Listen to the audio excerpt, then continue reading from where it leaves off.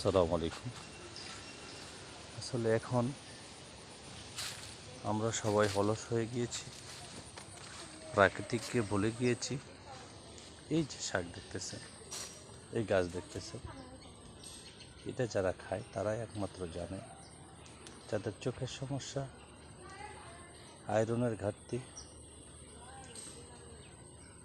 কোমরে ব্যথা, ইভেন কি কোষ্ঠকাঠিন্য, অনেকগুলো রোগের সমস্যার সমাধান দিয়ে করে থাকে এই গাছ, এই সবজি, এই লতা পাতা। এটা আমরা জানার পরও অনেকেই আমাদের ইজ্জতকে হানি করবে বলে আমরা এটা খাই না। এটা খেলে আমাদের মান সম্মান ইজ্জত চলে যায়। কিন্তু যারা খায় তারা ওষুধের দিকে ধাবিত না হয়ে ন্যাচারালভাবে, প্রাকৃতিকভাবে এটা খেয়ে তারা জীবন ধারণ করে এবং অনেক ভালো থাকে। আপনারা যারা এই ভিডিওটি দেখবেন, আপনারা অবশ্যই এর গুণগত মান, গুণাগুণ কমেন্টস করে জানাবেন।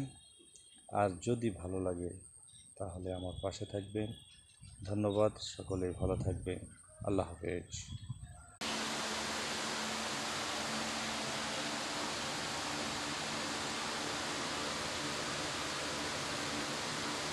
এই হচ্ছে অবস্থা। হ্যাঁ, এই ও কোথায় যাও? এটা যদি পায়ে লাগে, পায়ের কোনো স্পর্শ হয়, টক্সিন নামক এক ধরনের বিষক্রিয়া শরীরের সাথে লেগে যায়। অত্যন্ত বড় ধরনের ক্ষতি হতে পারে। এই সেই ছারপোকা, যার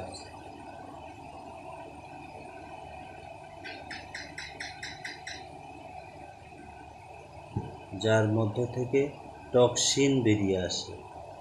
এই টক্সিন হয়ে যাও,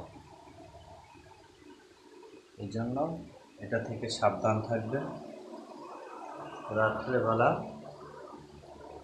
অভাব নেই, হ্যাঁ অনেক আছে, কোটি কোটি আছে। হ্যাঁ, আহ্বাতে যা, এই গুড, ভেরি গুড। হ্যাঁ, তুমি যাচ্ছ না কেন? বাবা, তোমাকে দিয়ে ভিডিও বানাবো, হ্যাঁ, সবাই দেখবে। গুড।